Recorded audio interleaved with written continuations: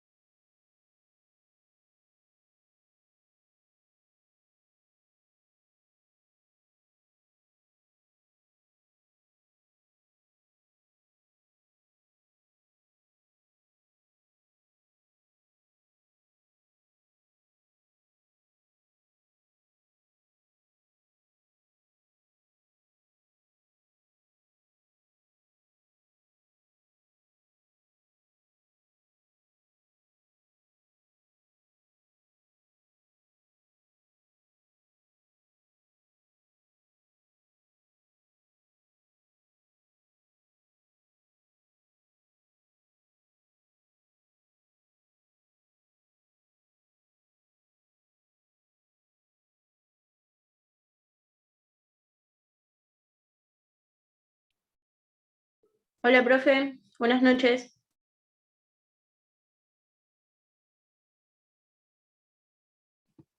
¿Cómo estás, Carolina? ¿Bien? ¿Todo bien? Por acá andamos. Bueno, genial. Bárbaro, vamos a esperarlo a tu compañero y esta otra chica que a veces viene, no viene. Bueno, vamos a esperar un poquito. Bueno, Bueno, ahí leí tu trabajo, obviamente. Bien. El desafío ahora, entonces, Federico llama. El desafío era leer ese contrato, viste que es un contrato difícil. sí. Bueno, es complejo, es todo un tema. Profe, perdón, ¿está hablando del trabajo de franquicia o el anterior? No, el de franquicia. Ah, bien. Ah, así me ponía en tema. Sí. Bueno, viste que el contrato es un contrato difícil. Todos los contratos de franquicia son muy similares a lo que viste. Y la mayoría de los contratos de concesión son similares a esto. Es decir, realmente cuando están bien hechos, como el caso de ese contrato, no dejan mucho margen para la discusión. Sí. Así que bueno, ahora vamos. Lo que hice fue, o sea, buscar en la normativa del fondo y en el mismo contrato. No sé si lo planteé muy bien. Pero, por No, ejemplo, había tomado, para el caso de la responsabilidad laboral, aconsejar al cliente como que tome cláusulas parecidas, como que se noten que eran sujetos independientes, pero no sé si estaba bien apuntado a eso. mira, el problema que tenés con el tema de la responsabilidad laboral, que bueno, vos habrás visto que el Código Civil y Comercial dice una cosa, ¿no? Ahora, en la provincia de Buenos Aires, la jurisprudencia de la Suprema Corte dice que cuando hay subcontratación, en especial cuando la actividad de una empresa digamos, se contrata de una determinada forma, y ahí se incluyen la mayoría de los contratos de colaboración empresaria, concesión, franquicia, etc., se aplica el artículo 30 de la Ley de Contrato de Trabajo. Con lo cual hay muchos fallos de la Corte en ese sentido, por ejemplo, en materia de concesión de automóviles, en materia de concesión de estaciones de servicio, hay algunos sobre O yo, de hecho, en el trabajo cité un fallo en el que desligaban de la responsabilidad al franquiciante. Claro. Es una cosita, es una cosa muy propia de la jurisprudencia de la Suprema Corte de Justicia de la Provincia de Buenos Aires, que hace una interpretación del artículo 30 muy extensiva. Es decir, el artículo 30 es un artículo que podría ser interpretado, si uno lo mira muy detalladamente, puede tener una interpretación un poquito más restrictiva, porque si la responsabilidad laboral, si la relación de empleo está registrada, si se cumplieron con la mayoría de las condiciones que establece el 30, registración, etc., no debería haber responsabilidad porque, digamos, que es un poco lo que decía el fallo de la Corte Suprema de Justicia de la Nación en el caso Rodríguez con Pepsi. Te cuento por qué es así. Es muy difícil que el concedente pueda estar tan al tanto de las situaciones de empleo. El concedente puede, por ejemplo, controlar que los empleados están registrados, que se hagan regularmente los aportes. Ahora, por ejemplo, si al empleado lo despidieron por alguna razón, en la idea de la Corte, de la Nación, el concedente no sería responsable. Pero la Suprema Corte de Justicia de la provincia hace una interpretación un poquito más amplia y lo hace responsable. En el caso de las franquicias y de ciertas concesiones, la cosa incluso se pone un poquito más pesada, porque esas cláusulas que viste de control de la actividad, viste que cuando vos lees el contrato de franquicia, habrás visto que el franquiciante tiene un poder muy grande sobre la actividad económica del franquiciado. Bueno, en esos casos, la Corte dice, bueno, si mayor poder tenés para controlar la actividad del franquiciado, mayor debería ser tu responsabilidad en el caso de que haya un incumplimiento a las leyes laborales, cualquiera sea. Pero, o sea, profe, eso lo hacen por respaldar mayormente al trabajador, que sería la parte más débil, ¿o no? Calculo que Sí, apunta a ese lado la interpretación. no tengas duda que apunta a ese lado. Lo que sucede hoy en día es que hay un montón de actividades económicas que no se pueden desarrollar si no es con contratos de este tipo. Entonces, al haber así una especie de traslación de responsabilidad a las empresas que forman parte de ese grupo, bueno, se generan muchos problemas. Lo cierto es que debería haber, la norma del artículo 30 es una norma que está muy antigua, porque imagínate que es una norma del año 1972. Del año 72 para acá pasaron muchas cosas. Entre otras cosas pasó la ley de empleo, pasaron un montón de situaciones. Entonces, la realidad es que debería adecuarse esa norma, o por lo menos ofrecer una interpretación que sea consistente, es decir, que el concedente o el franquiciante sepa exactamente qué es lo que tiene que controlar de su concesionario, de su franquiciado, para quedarse tranquilo y a resguardo. Es decir, lo que hay ahora es un estado de incertidumbre. Hay muchos que se sostienen, sobre todo en algunos tribunales de la Ciudad de Buenos Aires, en la doctrina del fallo de Rodríguez con Pepsi, que te cuento cómo fueron los hechos para que vos lo entiendas. Rodríguez con Pepsi es un empleado que trabajaba para una embotelladora, Baeza se llamaba, embotelladora, y demandó tanto a la embotelladora como a la Pepsi norteamericana, digamos, la filial que tenía acá, que controlaba la operación de la embotelladora.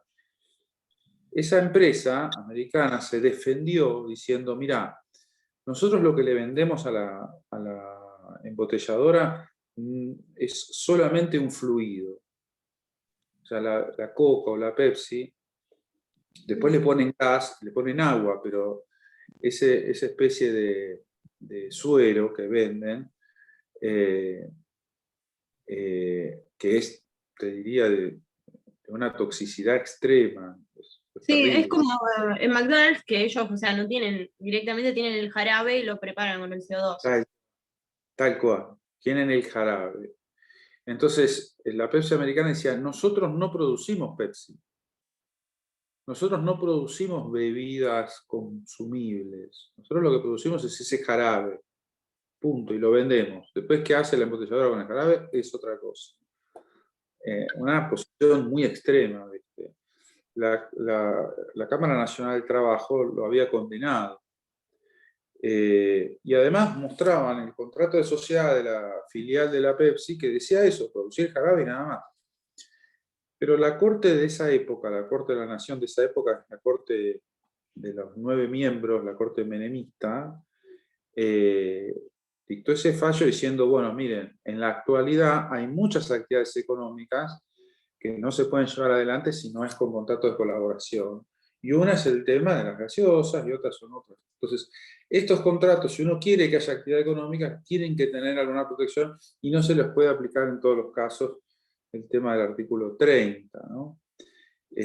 Así que bueno, esa fue la posición de la Corte de esa época, pero nunca fue la posición de la Suprema Corte de Justicia de la Provincia de Buenos Aires. La Suprema Corte es bastante más, digamos, protectora de los derechos de los trabajadores, entre otras razones, porque vos sabrás, la Suprema Corte es el tribunal de alzada de los tribunales de trabajo. Los tribunales de trabajo en la Provincia de Buenos Aires son tribunales de instancia única, tienen 3 jueces, cada tribunal tratan los juicios con un procedimiento propio, el procedimiento laboral, ¿verdad? Y una vez que se condena, si vos querés revisar ese fallo, solamente te queda la instancia de recurso extraordinario, en la cual además tenés que depositar el capital de condena y las costas para poder acceder al recurso de inaplicabilidad de ley. Solamente en los casos de recurso de nulidad podrías acceder sin eso y además tener limitaciones del monto. O sea, la Corte de la Provincia de Buenos Aires es como si fuera un tribunal de alzada de todos los tribunales de trabajo de la Provincia de Buenos Aires.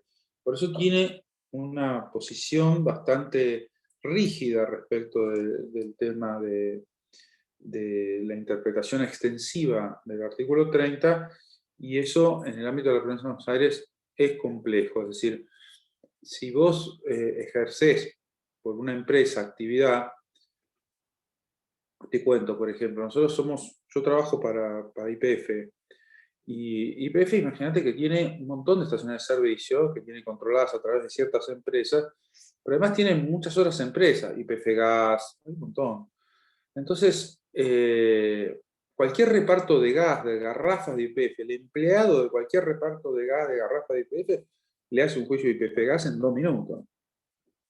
Y estás hablando de algo que no tiene mucho que ver ya con el control de la actividad, porque digamos, los vendedores de garrafa cargan las garrafas y después manipulan, o sea, no hay mucho control de actividad. Sin embargo, eso sucede.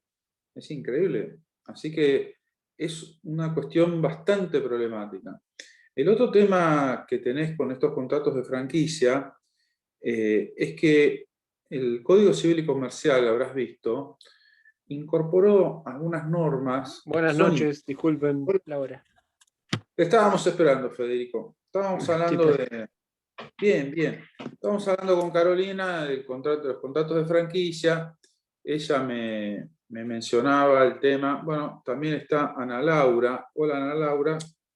¿Qué tal? Estábamos hablando, Ana Laura, ¿Qué tal? Buenas noches. Muy bien, que me enviaron Carolina y Federico.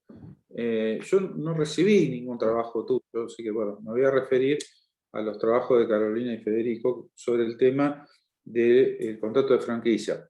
Yo lo comentaba a Carolina, Federico, que el desafío de ese trabajo, que yo veo que ustedes llevaron adelante, es leerlo completo ese contrato. Ustedes habrán visto que leer ese contrato es complejo y todos los contratos de franquicia son complejos.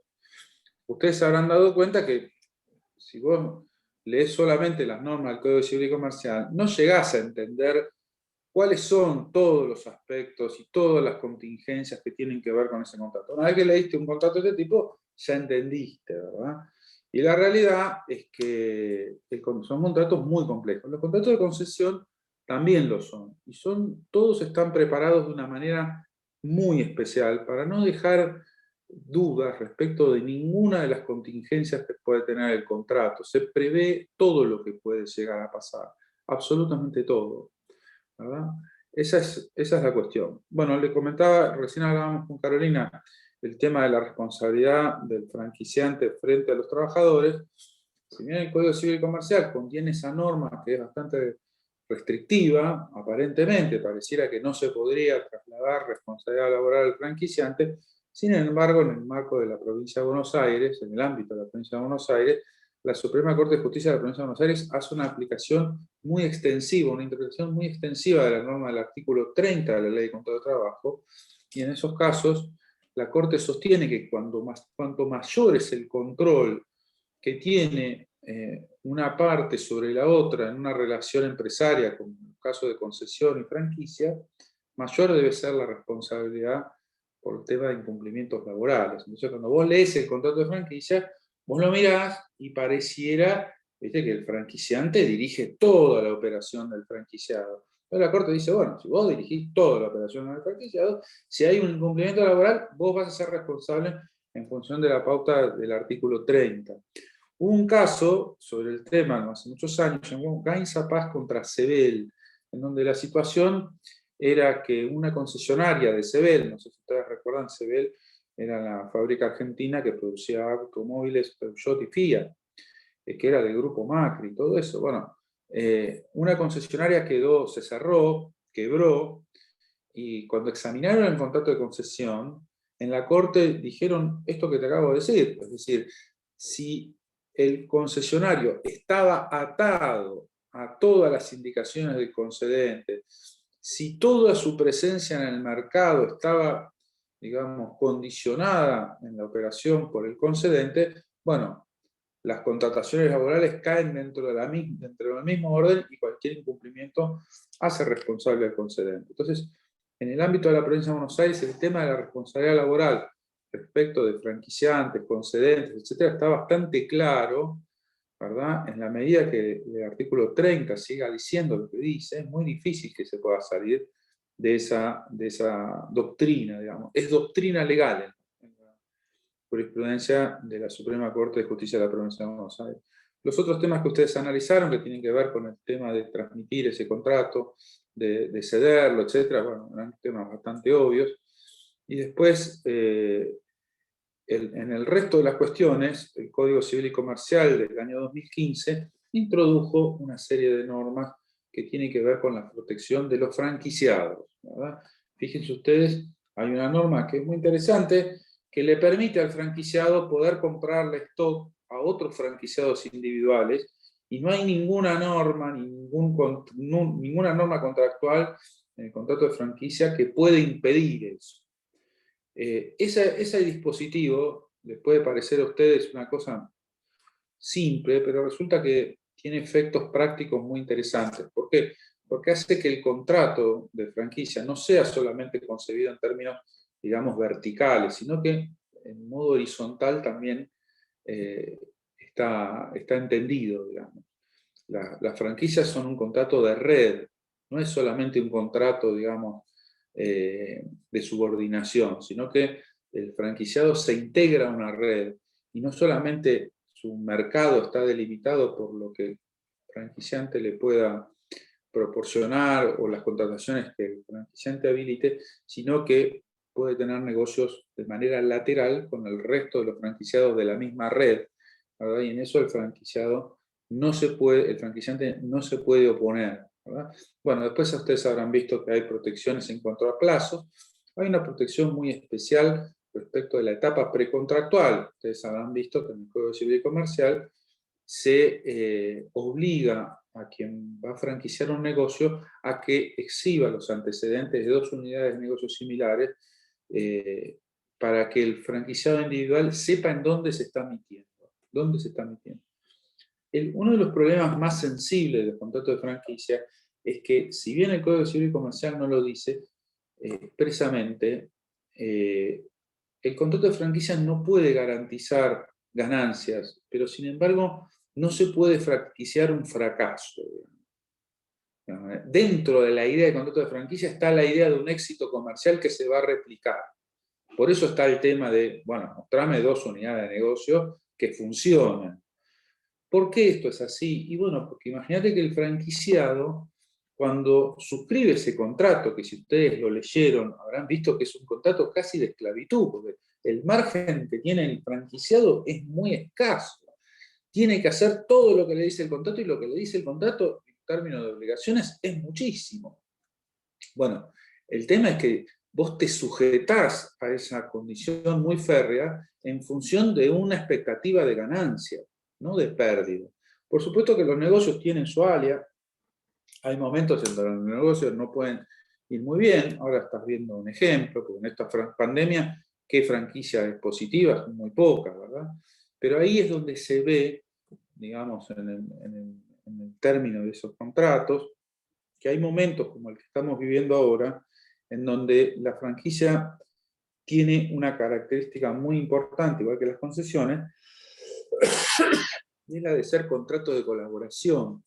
El franquiciante, lo que le interesa de la franquicia es que al franquiciado le vaya bien, cumpliendo con todas las pautas del contrato. Entonces, cuando hay una situación como la que estamos viviendo ahora, en donde por un hecho que es absolutamente ajeno a las partes, no hay rentabilidad posible, bueno, ahí es donde se ve que la franquicia es un contrato de colaboración, porque el franquiciante se pone un poquito las cosas al hombro y empieza a liberarlo de cargas al franquiciado para que la operación pueda seguir y en el tiempo se puedan lograr algunas utilidades, ¿verdad? Eso está pasando con las concesiones y con la franquicia. En una situación como la que estamos viendo ahora, ser muy exigente con los franquiciados es cometer prácticamente un suicidio, porque nadie en su sano juicio puede pensar que estamos en presencia de un mercado normal, sino que está alterado por una serie de circunstancias. Bueno, eso en cuanto al contrato de franquicia. Los trabajos me gustaron, la idea era que se involucren en el contrato. Es decir, vos lees el Código Civil y Comercial y lees como si fuera el reglamento del fútbol. Ahora, estudiando el reglamento de fútbol no vas a saber jugar a la pelota. Cuando entras a mirar contratos y entras a ver cómo se hacen los negocios, y bueno, ahí empezás a aprender a jugar el juego de los contratos de este tipo. Por eso se los di, consérvenlo, es decir, tener acceso a modelos de contratos como el que les acabo de pasar es para poca gente, digamos, muy pocas personas tienen acceso a eso. Y a manuales de operación mucho menos. Así que consérvenlo porque en algún momento van a tener algún problema de ese tipo, y ese modelo de contrato también es aplicable a temas de concesiones, de agencias. Es decir, hay un montón de cláusulas que ustedes leyeron que se van a replicar. Por ejemplo, las cláusulas vinculadas a temas de jurisdicción, domicilios, etc., son todas iguales en todos los contratos de colaboración. Tienen que tener esa placa. En esta clase nos vamos a meter en otra cuestión, en esta clase en la que viene, que que tiene que ver con la ley de defensa de la competencia. Es decir, ya vamos a abandonar un poquito, con el tema del contrato de franquicia lo que vimos es el ciclo de ventas de las empresas. O sea, hay empresas que venden sus servicios, sus actividades a través de un sistema de franquicia, ¿verdad? Lo puede hacer también a través de un sistema de concesiones o a través de un sistema de agencia. Bueno, forma parte del ciclo de ventas. En una empresa moderna es común que los productos y los servicios no se vendan por sí, sino a través de terceros. Bien, pero ahora vamos a ver otra dimensión del tema del derecho de empresas que tiene que ver con la dimensión del mercado. O sea, vamos a ver un poquito una mirada más amplia de la cosa, ¿verdad? Cuando uno mira el mercado argentino en términos generales, todo el mercado, o sea, cuando, por ejemplo, Ana Laura va al supermercado, o Carolina, ¿verdad? Van al supermercado, o Federico va a comprar cosas, ¿con qué te encontrás? Bueno, te encontrás con un montón de empresas que venden los mismos productos. Vas al supermercado, hay varias empresas que venden arroz, hay varias empresas que venden vino, hay varias empresas que venden productos de almacén, ¿no? Y vos elegís. Ahora, en el mercado argentino, uno de los problemas más serios que tiene es que hace mucho tiempo que no hay prácticas muy adecuadas en materia de competencia. Es decir, fíjate que cuando vos vas a comprar arroz, digamos que en la góndola hay varias marcas de arroz, pero todas pertenecen a los mismos grupos empresarios. Y si vas a comprar polvo para lavar la ropa, pasa lo mismo. Hay 2 o 3 grandes empresas que producen ese tipo de producto y tienen varias marcas. Pero lo cierto es que no hay una competencia real y efectiva en el área de todos los productos. ¿Qué es lo único que genera que los precios bajen? Digamos, cuando hay una mayor competencia entre productores, los precios bajan. Te voy a dar un ejemplo, Federico. Por ejemplo, cuando vos vas a la góndola del supermercado y ves las góndolas de vinos, fíjate lo que sucede en la Argentina. Hay muchísimas empresas que venden vinos. Hay muchísimas bodegas, ¿verdad? Y tenés vinos muy buenos por precios muy razonables.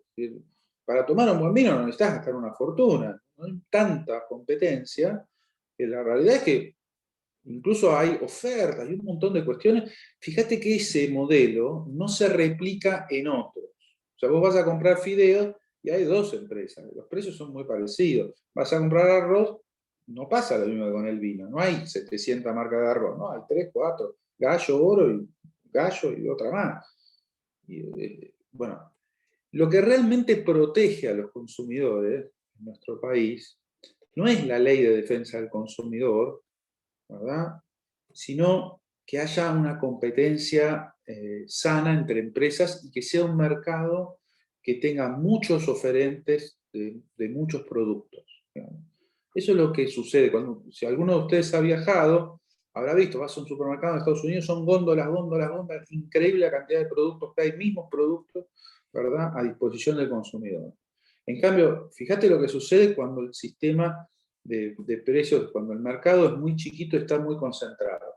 Por ejemplo, cuando tenés el tema de los teléfonos, fíjate que hay, vamos a telefonía fija, una única empresa que ofrece servicio de telefonía fija, Telefónica Argentina, te cobra lo que quiere, el consumidor va, se queja, le cobraron mal la factura, no le dan mucha bola, tiene que ir a hacer un tema ante la Oficina de Defensa del Consumidor, a la empresa le ponen una multa, la multa ya está prevista, la empresa dice, bueno, yo voy a seguir con esta práctica, tal, pago la multa y sigo, no es un problema, ¿entendés? Entonces, vos ves que la Ley de Defensa del Consumidor en ese caso renguea, porque por más que haya daños punitivos, una serie de cosas más, sin embargo, lo que realmente asegura un mercado competitivo, que el consumidor pueda elegir y que haya empresas que mejoren y otras que salgan del mercado, todo eso tiene que ver con un mercado donde las reglas de competencia, la competencia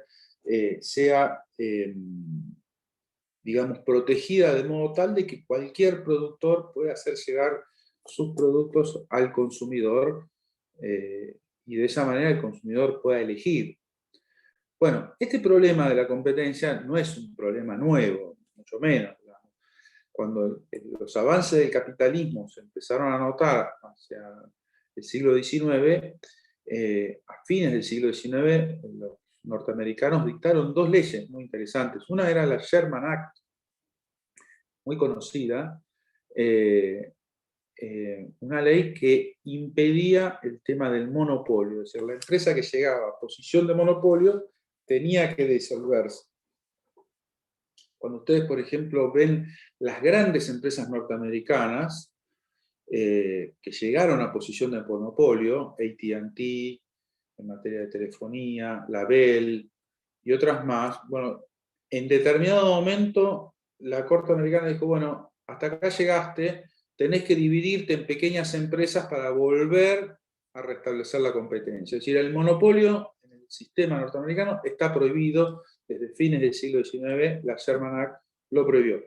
Podés ver algunos casos posteriores, como por ejemplo lo que sucedió con Microsoft cuando intentó hacer que su sistema operativo se vinculara al navegador Explorer y hacer que, digamos, el tema de los navegadores quedara atado al tema del sistema operativo. Fue una discusión muy grande, y duró muchos años, todavía está en discusión los problemas de Microsoft, pero digamos, la tecnología fue avanzando de una manera que, si bien no se sancionó tan severamente a Microsoft, sin embargo, se puso de resalto que no podía sujetarse el tema del sistema operativo al mismo explorador. Bueno, la cuestión es que después de la Sherman Act, que tuvo su éxito, se dictaron otras normas más, y la más famosa es la Clayton Act en Estados Unidos, una norma que se dictó pocos años después, hacia fines del siglo XIX, en donde no solamente se reitera la censura de monopolio, es decir, las empresas no pueden llegar a posición monopólica en el mercado norteamericano, sino es que empezaron a notarse una serie de prácticas que se consideraron anticompetitivas por ser monopólicas. Por ejemplo, la fijación de precios, que una empresa le diga a sus compradores a qué precio tienen que vender los productos, por ejemplo, era una de las prácticas. El ponerse de acuerdo en licitaciones respecto de las ofertas a realizar, otra práctica anticompetitiva, y así se iban delineando en la Clayton Act una serie de prácticas anticompetitivas. En la República Argentina, estas normas en materia de protección de la competencia comenzaron a dictarse, sobre todo entre los años 1912 y 1930. Se dictaron dos leyes, se llamaban leyes de represión de monopolios, y estaban inspiradas en la Clayton y en la Sherman Act. En el derecho europeo, el tema era un poquito más complejo, porque muchas de las empresas importantes y monopólicas eran propiedad del Estado, ¿verdad? Cuando uno mira el mercado europeo, fíjate que, imagínate, el mercado de comunicación en Italia, ¿cómo es? Y bueno, está dominado por la RAI, que es la Radio Televisión Italiana, una empresa del Estado. Recién hablábamos del mercado de la telefonía en España, dominado ¿por quién? Por Telefónica de España, una empresa del gobierno español, que es la que provee el servicio. Y lo mismo pasa con el transporte público, y lo mismo pasa con servicios como el gas y la luz, etc. Mientras que en Estados Unidos la actividad económica está librada a la competencia entre privados, en Europa la realidad es que, sobre todo en Europa y Japón, muchas empresas estaban siendo, digamos, controladas por el Estado de una manera muy especial, y por eso los monopolios se veían de una manera un poquito más benigna, porque se pensaba, bueno, que eran empresas estatales. Tal es así que cuando se sanciona el Tratado de Roma, que es el tratado que da origen a la Comunidad Económica Europea, en el artículo 50 se incluye una cláusula diciendo, bueno, el monopolio está prohibido, ¿no? Bien, perdón, el monopolio está permitido, lo que está censurado es el abuso de posición dominante.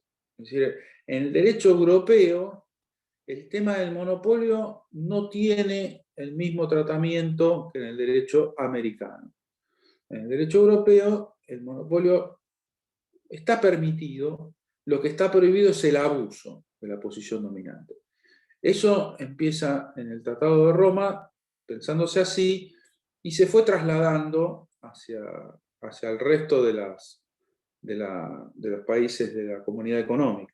Entonces, tenés dos modelos económicos. Fíjate qué interesante. Hay un libro de un francés que se llamaba Michel Albert, se llama Capitalismo contra Capitalismo, un libro muy antiguo, y habla de dos modelos de capitalismo. Por un lado, el modelo norteamericano. En el modelo norteamericano, fíjate, hay poca protección a los trabajadores, poca protección.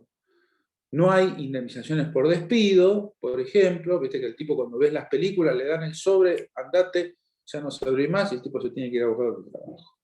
¿Bien? Todo está, toda la actividad económica está en manos de empresas privadas, las actividades más importantes, ¿verdad? Y el mercado tiene que ser totalmente competitivo, ¿verdad? Las empresas pueden caer, pueden multiplicarse, el monopolio está prohibido. Digamos, quien llega a posición de monopolio tiene que bajarse, ¿verdad? Ese es un modelo.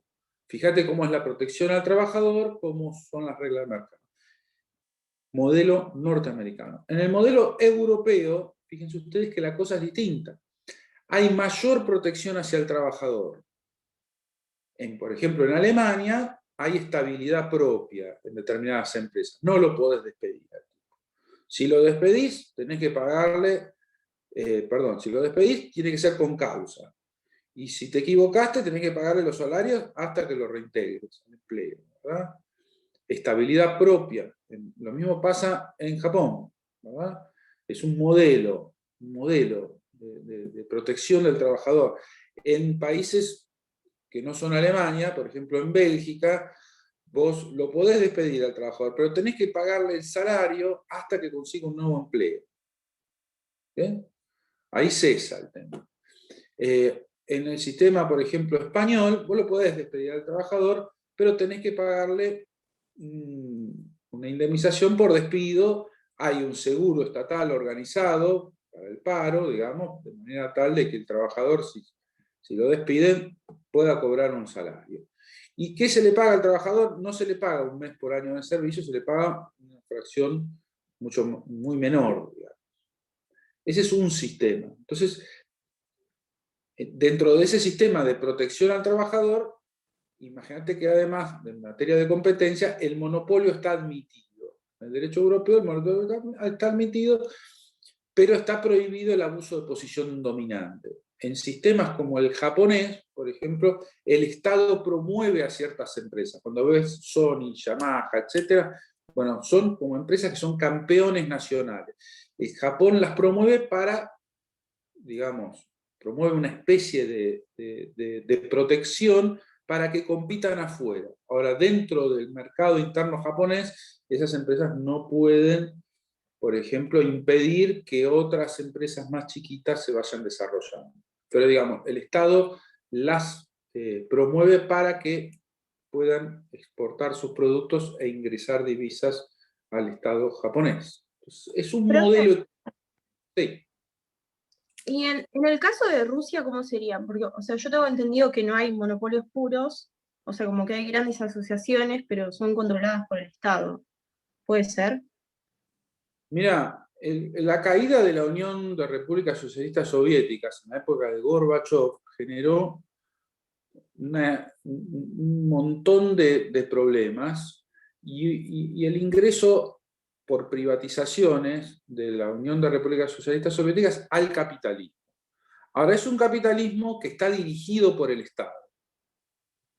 Entonces, aquellos que son, digamos, están vinculados de alguna manera con el poder estatal, logran tener ciertas concesiones, pueden desarrollar ciertas empresas y pueden ser personas muy exitosas. De hecho, fíjate que cuando vos ves los clubes de fútbol europeos, etc., muchos están controlados por rusos. ¿Por qué? Porque el Estado privatizó sus actividades, controla las actividades de los privados, de esos privados, ¿verdad? Y de esa manera logran desarrollarse. Fíjate que Rusia, además, digamos, la Unión de la República Social es un país muy grande, muy grande. Y además tenés pequeños países, Lituania, Estonia, etcétera, que están dentro de la Comunidad Económica Europea, que formaban parte de la Unión de las Repúblicas Socialistas Soviéticas, que actualmente no lo son, y que tienen otro esquema. O sea, es muy complejo todo eso. Pero digamos que es una especie de capitalismo con dirección por parte del Estado. Habría que ver en cada mercado en particular para ver cuál es la injerencia estatal en ese producto o en ese servicio determinado. En algunos casos puede ser mayor o menor. ¿Bien? Entonces, lo que quería transmitir a ustedes es que en el mundo actualmente tenés dos modelos de capitalismo muy distintos y te das cuenta las diferencias que tienen en cuanto a la protección de la competencia, la admisión de monopolios y el tema de la protección de los trabajadores, etc. Son dos maneras distintas de pensar. Para muchos el capitalismo norteamericano es un capitalismo salvaje, ¿verdad? Para otros el capitalismo europeo es un capitalismo en donde el Estado dirige todo y hay pocas libertades para las empresas, ¿verdad? Pero en el medio de esto está nuestro país, que fíjate que en algunos aspectos toma todas las cuestiones vinculadas a la protección de trabajadores, ¿verdad?, que son propias del sistema europeo, pero después, en materia de protección de competencia, etcétera, también toma la mayoría de las soluciones del sistema europeo, ahora lo vamos a ver en la ley 27442, aunque, sin embargo, en determinados aspectos se dice, bueno, no, las empresas tienen que tener cierta libertad. En la década del 90, recién hablábamos del fallo de Rodríguez con Pepsi, etcétera, digamos, tiene que haber un sistema en donde las concesiones, las franquicias se puedan desarrollar. Entonces, a veces el sistema argentino, digamos, está en el medio, mucha protección a los trabajadores y después un mercado bastante autoritario, en donde a las empresas, digamos, se les permite muchas cosas que ni siquiera en Estados Unidos se les permite. Por ejemplo... Perdón, doctor. Sí. Esa clase de políticas también no está atada a lo que le imponen de los organismos internacionales como el Fondo Monetario, por ejemplo, cuando le dan créditos. Mirá, no tiene nada que ver. Mira, el sistema argentino es muy sui generis en muchos aspectos. Te voy a dar un ejemplo. Fíjate cómo el área de la salud en la Argentina está dominada por quiénes, y por los sindicatos, y las obras sociales de sindicatos. Es algo que no existe en ningún lugar del mundo. No vas a ver obras sociales de sindicatos en ningún lugar del mundo con el poder que tiene en la Argentina.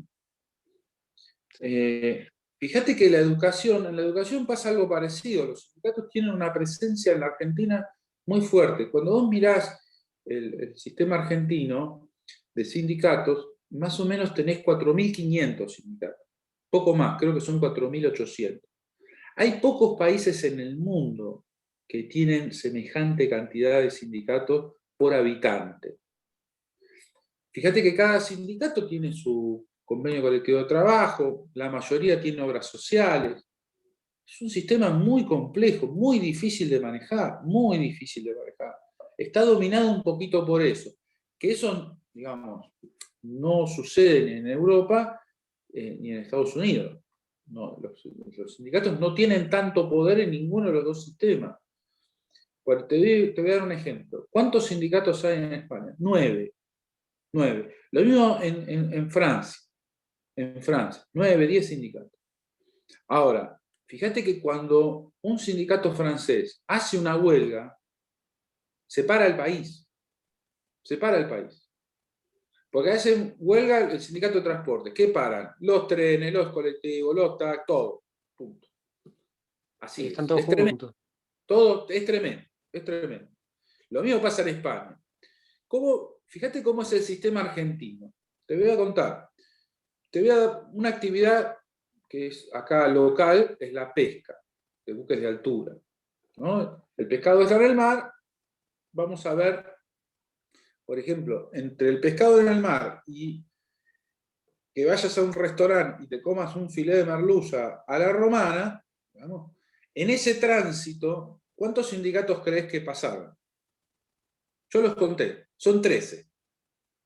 O sea, tenés el sindicato de conductores, que son los capitanes de barco. Después, los patrones de buque, son los capitanes de barco. Después tenés conductores, que son los maquinistas. Después tenés marineros, otro sindicato más. Después tenés estibadores. Después tenés serenos de buque, ¿verdad? Ya ahí tenés 5. Después tenés los fileteros, los que están en el frigorífico. En el medio tenés el sindicato de empleados de comercio. Después tenés gastronómico. Y así. Es decir, ¿qué pasa entonces? Si te para uno de esos sindicatos, imagínate, te para conductores navales. El buque no sale y no tenés pescado en tu mesa. ¿Entendés? Eso es lo que pasa en la Argentina. Está muy atomizado y esas medidas se toman de una manera muy autónoma, sin saber qué injerencia tienen en los otros sindicatos ni en los otros, digamos, sectores en donde ese producto tiene alguna incidencia. Entonces, ese tema, Federico, es muy propio de nuestro país.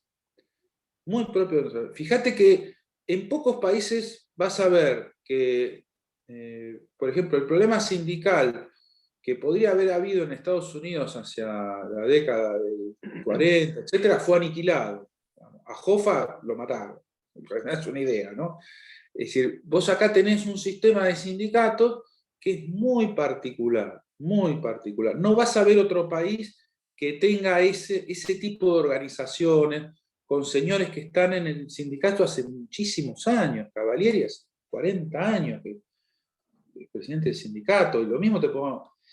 Y no vamos a poner a juzgarlos, ¿verdad? Porque los eligen sus afiliados, que no, pero eso es una particularidad de nuestro país que en ningún otro país vas a encontrar. Entonces, el modelo capitalista argentino está asignado por una realidad que tiene un sector sindical muy fuerte, muy poderoso, que controla varias cuestiones que tienen que ver con la actividad económica. Entonces, por más que vos digas, no, el FMI le impone ciertas recetas, etc., la Argentina tiene esa particularidad. Le impone ciertas, pero no se pueden llevar adelante porque hace un paro camionero, se paró el país. Punto, se acabó. Entonces, no hay muchas formas, ¿verdad?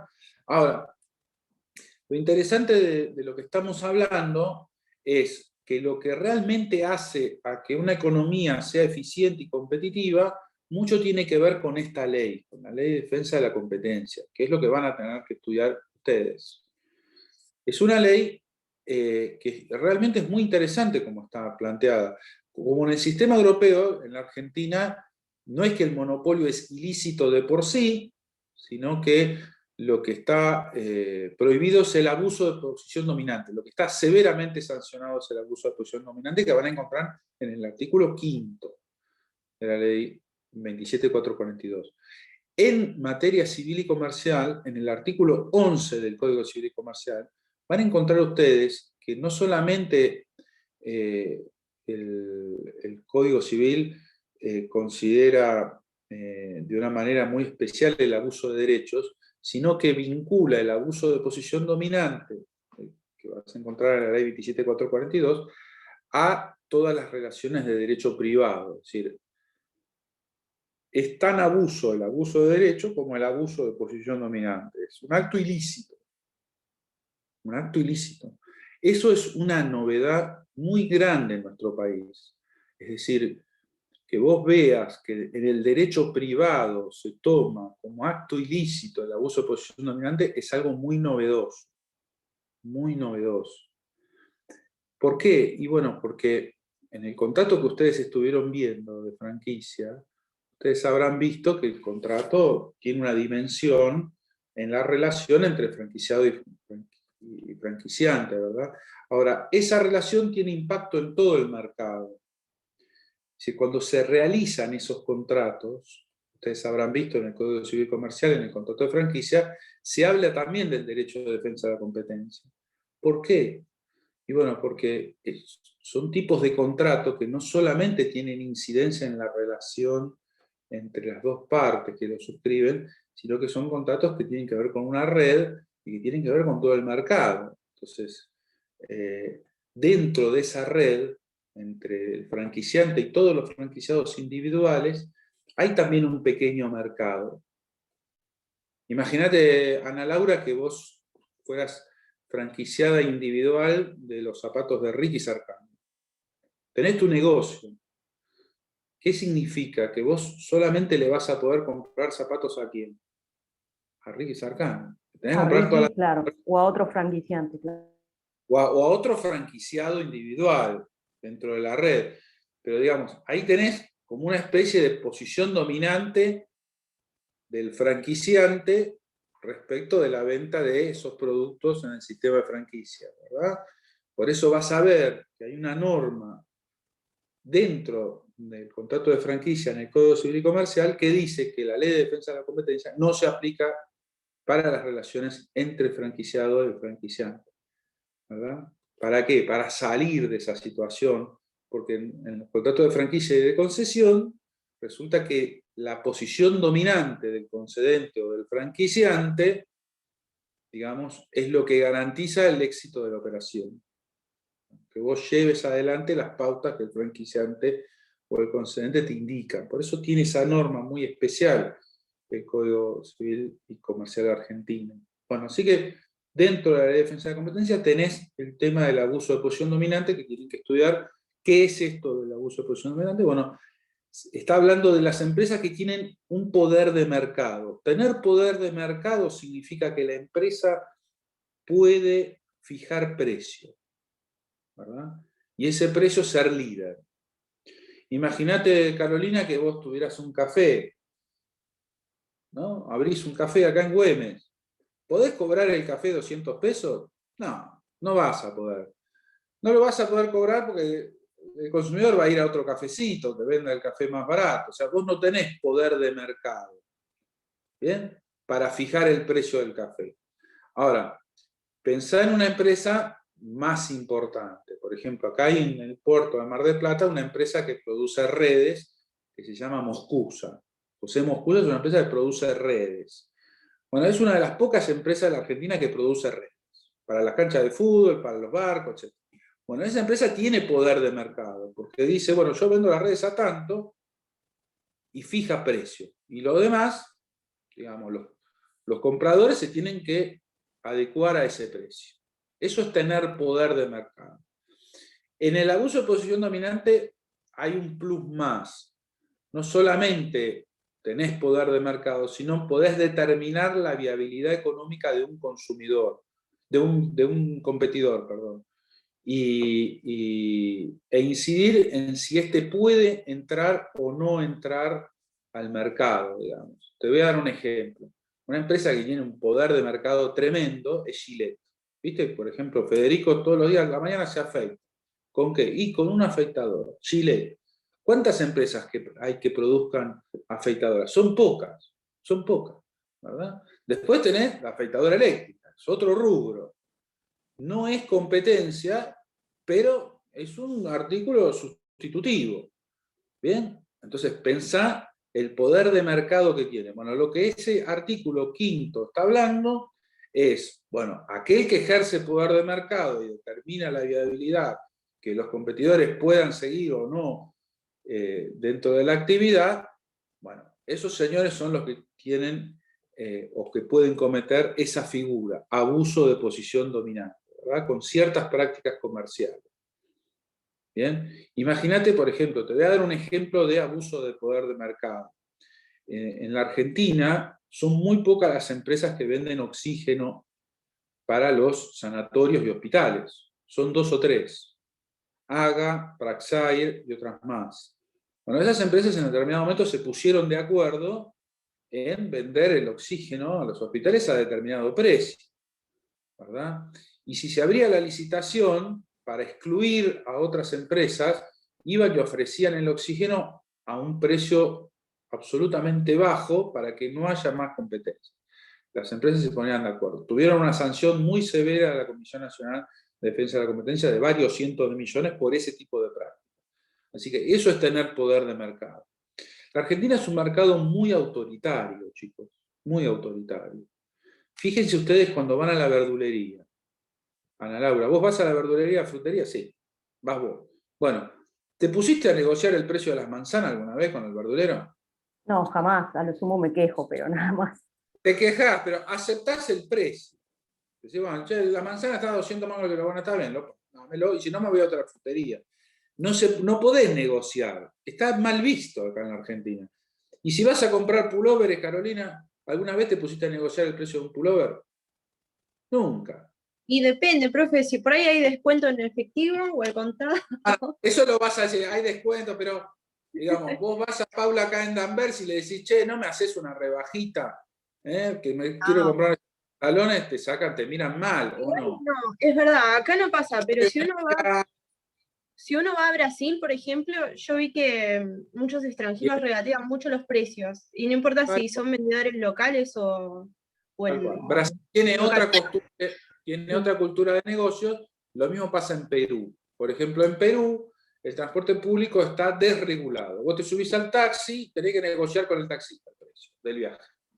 No hay una tarifa oficial. Es cansador, es agotador en Perú. Y lo mismo Bueno, pasa... en Cuba directamente uno paga el precio que quiere, por ejemplo, en los taxis. ¿En dónde? En Cuba. En Cuba también, es así. Muy bien. Quiere decir, a lo que me estoy refiriendo es que este país, en cuanto a la fijación de precios, es un país muy autoritario, tiene costumbres muy autoritarias. Hay poca negociación, digamos. Porque el que tiene, digamos, siente que tiene poder de mercado, fija el precio y no se puede discutir. Fíjate, por ejemplo, el mercado libre, que se supone que es un ámbito de negociación estupendo, vos cuando le decís, che, no me rebajás un poco este libro, ellos te miran feo, no, el precio es este. Hay algunos productos en donde sí podés pelear los precios, pero en otros, viste, no. Tiene esa costumbre, ¿verdad? Bueno, en mucho tiene que ver esta ley, ¿verdad? La Ley de Defensa de la Competencia. ¿Por qué? Porque en el artículo 1, la Ley de Defensa de la Competencia dice que todas las conductas que dañen al interés económico general y que distorsionen, digamos, la competencia dentro del mercado, van a caer dentro de esta ley, ¿verdad? Por supuesto que el artículo es mucho más amplio, porque fíjate lo que dice, están prohibidos los acuerdos entre competidores, las concentraciones económicas, los actos o conductas de cualquier forma manifestados relacionados con la producción e intercambio de bienes y servicios que tengan por objeto limitar, restringir, falsear o distorsionar la competencia. Ya con decir distorsionar la competencia es suficiente. Es decir, cuando vos realizás conductas o actos que alteren la competencia entre las partes y dañen el interés económico general, bueno, acá entras en el ámbito de esta ley. Con lo cual, si me das el artículo 1, es bastante amplio. Por supuesto que cualquiera de ustedes me va a decir, che, bueno, ¿y qué es el interés económico general? Bueno, hay dos miradas del tema del interés económico general. Una es una mirada amplia, digamos, bueno, cualquier cosa que dañe, digamos, la posibilidad de que se puedan desarrollar actividades, negocios y haya una competencia sana, una mirada amplia. Y después hay una mirada más econométrica y restringida, que era la mirada que tenía en su momento la Comisión Nacional de Defensa de la Competencia, que tiene que ver con algunos indicadores. Uno es el indicador del excedente del productor. ¿Qué es el excedente del productor? Bueno, si yo para producir un bien tengo un costo, ¿verdad? Y le fijo un precio por encima de ese costo, la diferencia entre el precio que fijo y el costo es mi ganancia, ¿verdad? Eso es lo que me queda a mí, ¿verdad? Entonces, ese sería el excedente del consumidor, del productor. Después, lo que miraba la Comisión Nacional de Defensa de la Competencia era el excedente del consumidor. ¿Cuál es el excedente del consumidor? Si yo estoy dispuesto a pagar por este producto 10 pesos y lo consigo a 8, me gané 2. Ese sería mi excedente como consumidor. Entonces, la Comisión Nacional de Defensa de la Competencia decía, bueno, mirá, el interés económico general es la suma del excedente del consumidor y del excedente del productor en un mercado determinado. Si hay alguna conducta que dañe esos excedentes, digamos, eso daña el interés económico general. Era una mirada econométrica acerca de este artículo. Después vas a encontrar en esta ley que hay algunas conductas que se consideran absolutamente prohibidas. Todas las conductas y acuerdos que tienen que ver con cartelización, por ejemplo, cuando las empresas se ponen de acuerdo en una cámara empresaria para fijar determinados precios o para evitar que ingresen consumidores al mercado, bueno, esos acuerdos los vas a ver en el artículo 2, esas conductas se consideran absolutamente nulas, ¿verdad? Absolutamente prohibidas. Lo mismo ponerse de acuerdo en precios o zonas para las licitaciones, etcétera, etcétera. Esas conductas absolutamente prohibidas no necesitan lesionar el interés económico en general. Si uno en un contrato ve prácticas de ese tipo, bueno, esas prácticas son consideradas nulas, son prohibidas, lo que merecen es una multa. El sistema de infracciones de la Ley de Defensa del Consumidor es algo que es de la Ley de Defensa de la Competencia es algo muy interesante de ver, porque son sanciones muy altas, de cientos de millones de pesos. Y están establecidas de acuerdo a un sistema que también en eso difiere mucho, digamos, esos dos mundos que les conté antes, digamos. En el derecho americano, las normas de defensa de la competencia las puede aplicar cualquier tribunal federal. Pero, digamos, es la justicia la que tiene competencia para entender en problemas de defensa de la competencia. En Europa y en la Argentina, en cambio, los problemas de defensa de la competencia tienen una instancia administrativa. En este caso, la Comisión Nacional de Defensa de la Competencia tiene un propio tribunal integrado por economistas y por abogados, que nunca se formó en la Argentina, para que tengan una idea, y hay una instancia administrativa previa, ¿verdad? Y después hay revisión de la resolución que dicte la comisión o el tribunal ante la justicia. Es un sistema distinto. Cuando ustedes lo lean, se van a dar cuenta que en el sistema argentino el Estado tiene mucho que ver, la política tiene mucho que ver. ¿Por qué? Porque se abre un sumario respecto de una empresa que tiene una práctica como la del artículo 2, ¿bien? Y el Estado, la Comisión Nacional de Defensa de la Competencia, si no encuentra mérito, puede archivar la causa, después de que escuche un descargo, etc., y se muere. Digamos, no tenés posibilidad de avanzar. En cambio, en un sistema como el americano, es un sistema judicial como sucede en la justicia. O sea, alguien hace una denuncia, se investiga como si fuera un delito, ¿bien? Y el tribunal actúa. Entonces tenés dos sistemas muy distintos ahí. No solamente es dos capitalismos distintos, no es solamente dos temas vinculados a la protección de los trabajadores distintos o a la competencia distintos, sino tenés maneras de procedimiento diferentes también. Bueno, además de lo que establece el artículo 2, vas a encontrar normas restrictivas o conductas anticompetitivas en el artículo 3. ¿Qué son esas conductas? Bueno, son conductas típicas que se derivan del artículo 1, en donde hay lesión al interés económico general. Pero ahí hay que demostrarlo. Hay que demostrarlo. ¿Cuáles son? Y, por ejemplo, fijar precio dentro de una cadena de comercialización es una práctica anticompetitiva. Yo no sé si ustedes recuerdan que cuando van a comprar galletitas u otro tipo de productos, en el paquete dice precio sugerido. ¿Nunca lo leyeron? ¿Por qué era sugerido? Porque está prohibido fijar precio. O sea, vos sos la Serenísima, no le podés decir al almacén de barrio a cuánto tiene que vender la leche.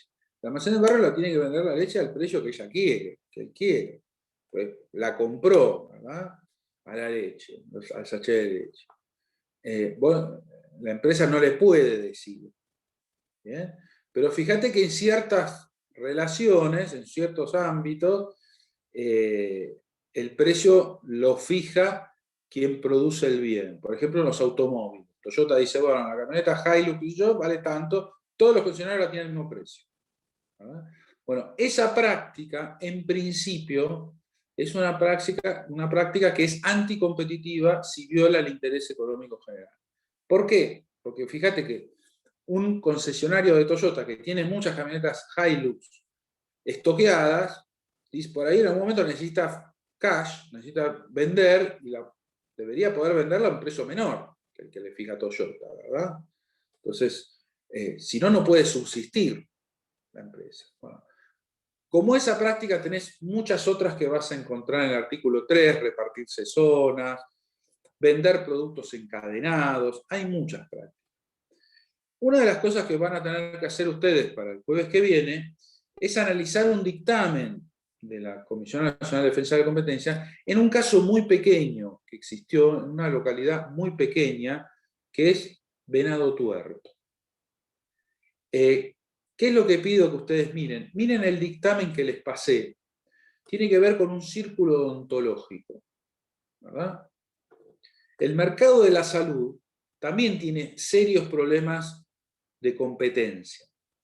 Fíjense ustedes cuando los anestesistas se ponen todos de acuerdo en fijar sus prácticas a determinado precio, bueno, esa práctica la Comisión Nacional de Defensa de la Competencia la consideró anticompetitiva.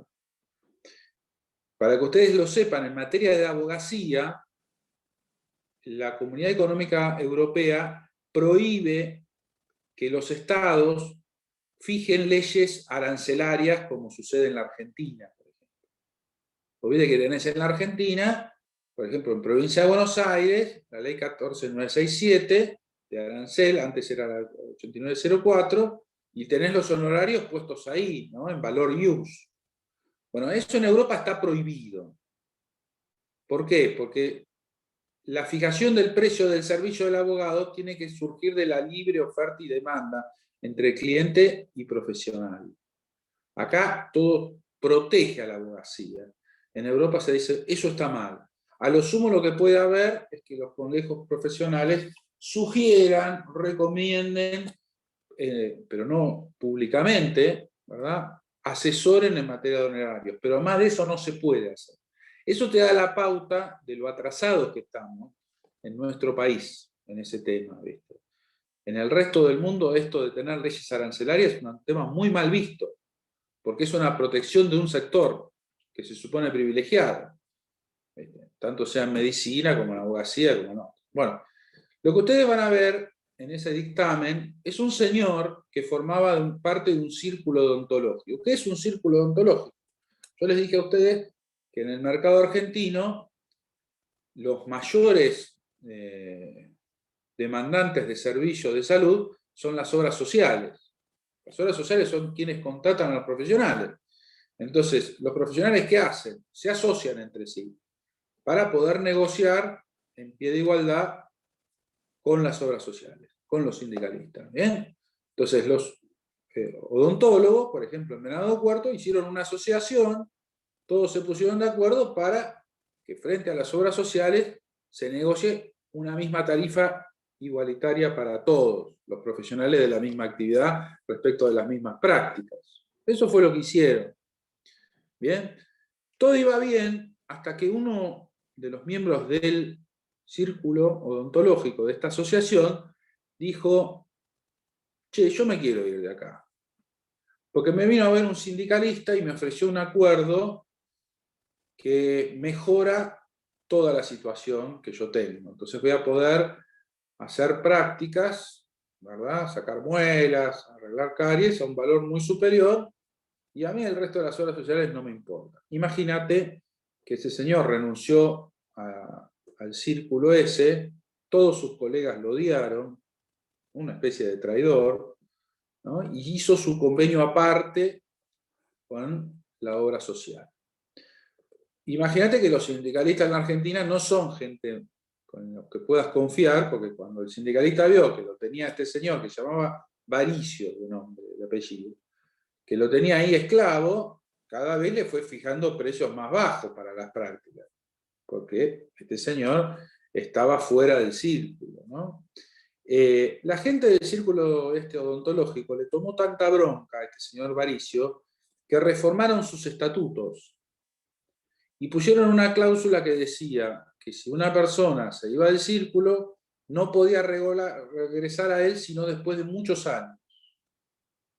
Entonces, en un determinado momento, el señor Varicio se cansó de esa relación con ese sindicalista y quiso volver al círculo. Y cuando quiso volver, se encontró con esa cláusula. Y no pudo volver a trabajar. Imagínate que para un odontólogo que vive en una ciudad pequeña, si no podía trabajar ahí, se tenía que mudar de ciudad, etc. Este señor lo que hizo fue a ver un abogado. Haría cualquier profesional, fue a ver un abogado, y lo que hizo ese abogado, como hacen la mayoría de los abogados, es un amparo. Hizo un amparo. Y ahí en Venado Tuerto, en el norte de la provincia de Buenos Aires, un juez miró el tema y dijo, mira, este es un problema de defensa de la competencia. Yo no soy competente.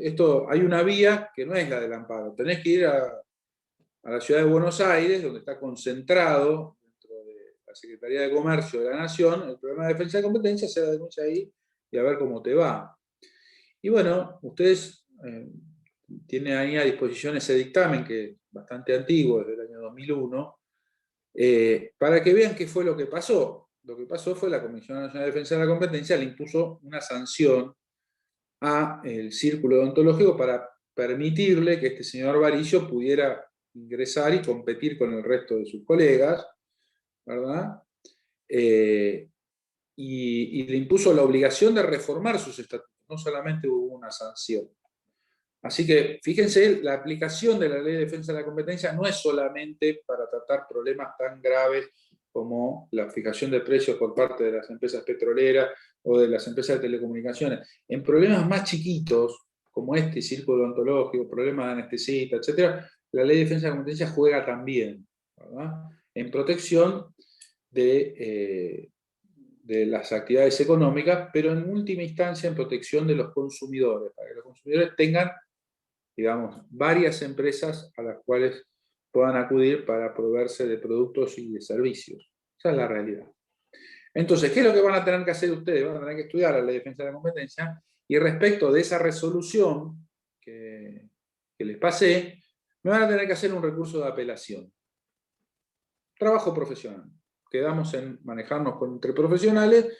Bueno, quiero contra esa resolución un buen recurso de apelación, donde ustedes van a representar al Círculo Odontológico Venado Tuerto, a ver qué le dirían a la justicia, ¿verdad?, respecto de la conducta que tuvo ese odontólogo traidor y de qué manera podrían llegar a lograr que la justicia revierta ese fallo y proteja al resto de los colegas del señor Varillo. Se trata de eso, nada más. Es fácil, no es difícil, no me importa que acierten, o sea, no está hecho este trabajo para que ustedes ya hagan una maravilla. Lo que me interesa es que ustedes se metan en esta ley, entiendan que esta ley no es solamente para tratar problemas macros, sino en la micro también funciona, ¿verdad? Y vean cada una de las conductas y cómo puede operar. Así que bueno, chicos, ya se nos fue un poquito larga la Profe, ¿puedo charla. hacer unas preguntas? Sí. La primera que me surgió duda, que calculo que igualmente lo veré cuando lea la ley, es, por ejemplo, en el caso de los trabajadores que no están registrados, si eso no sería una competencia desleal también, o una práctica, mejor dicho. Porque, Sí, supongamos, porque una empresa que no tiene... bueno, mirá, tan es así lo que vos decís, lo que pasa es que intervienen otras políticas, ¿no?, del Estado en la defensa de los trabajadores. Pero lo que vos decís es, si alguien no cumple con las leyes y tiene costos más bajos, está haciendo una práctica anticompetitiva respecto de los otros, ¿verdad? Bueno, esa cuestión se discutió mucho en relación con el tema de las cooperativas de trabajo en las quiebras, etcétera, etcétera. Es decir, está generando una empresa que no solamente tiene costos laborales menores, sino que tampoco paga por los bienes del activo de la fallida que utiliza. ¿Entendés? Lo cierto es que sobre esa cuestión no vas a encontrar mucho. No vas a encontrar mucho. ¿Por qué? Porque parece que el problema laboral tiene que ver con otras cuestiones de políticas del Estado, ¿verdad? Se fijan ellos más bien en decir, che, bueno, si esta empresa, por ejemplo, obtiene costos menores en función de ciertas prácticas comerciales que están contempladas en esa ley, bueno, acá no, esto cae dentro de la Ley de Defensa de la Competencia, pero hay otras políticas de Estado para sancionar al empleo no registrado, y en consecuencia no es un tema que se discuta dentro del ámbito de esta ley. Pero si vos me preguntás, digamos, si vos, así como está mal que una empresa haga dumping, ¿verdad?, es decir, que importe productos y lo venda a un valor inferior al costo, ¿verdad?, para aniquilar a las empresas dentro del sistema, bueno, del mismo modo, si la empresa pudiera decirse que tiene una práctica determinada para infringir la ley que es común a todos, obtener un costo menor, debería tener la misma sanción. Pero bueno, no es lo que sucede. ¿Qué más? Después, si el escrito lo hacemos en representación de Venado Tuerto, ¿entendí bien?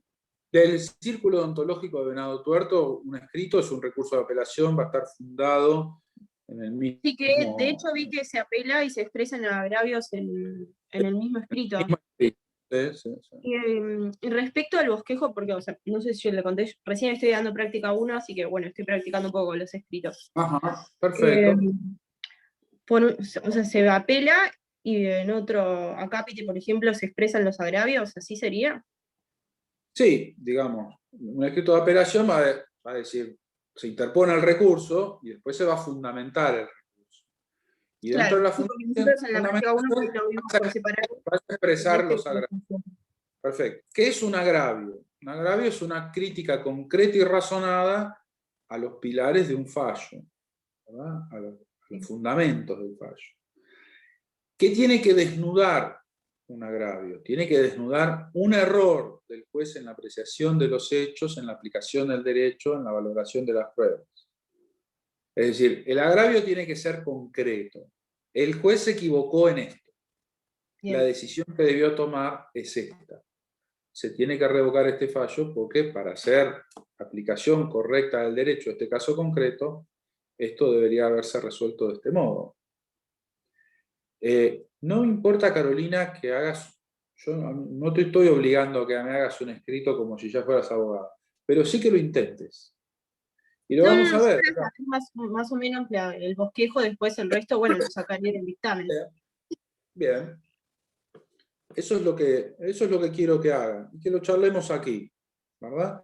De esa manera se van a involucrar en un tema procesal, que está bueno porque vas a ir avanzando un poquito en eso, pero el punto es que conozcas esta ley para ver cuál es su grado de aplicación, ¿verdad? Te pongo en una posición difícil, porque si vos me preguntás a mí, la resolución que tomó la Comisión Nacional de Defensa de la Competencia en ese caso no es algo incorrecto. Y de hecho después esa misma decisión se replicó en otras resoluciones posteriores respecto de anestesistas y respecto de otras actividades médicas.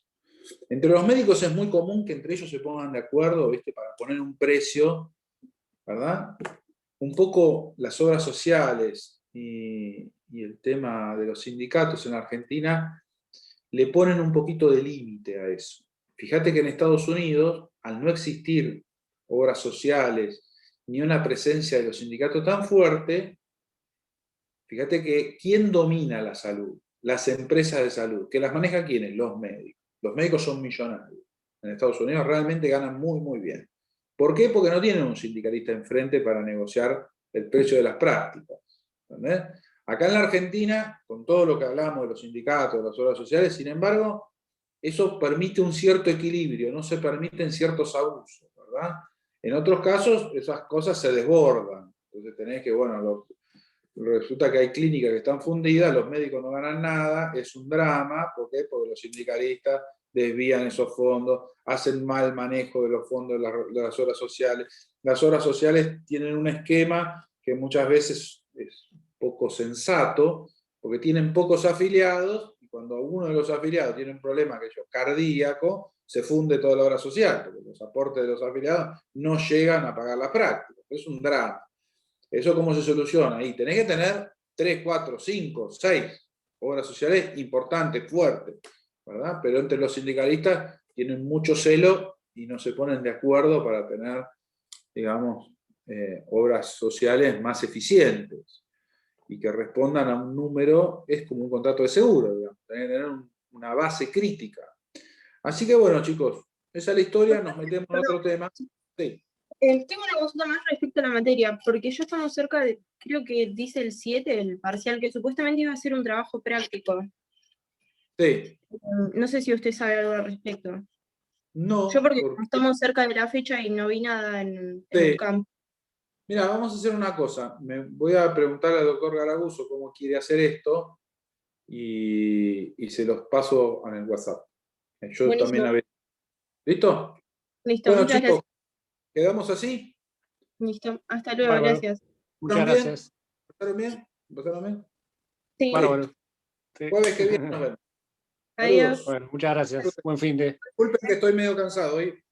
Fui al gimnasio a la mañana temprano y llega esta hora y estoy muy cansado. Agotado. Pero bueno, estoy, mirá, Bueno. ratita. Muy bien. Chao, Hasta profe. luego. Chao, nos vemos. Hasta luego. Adiós.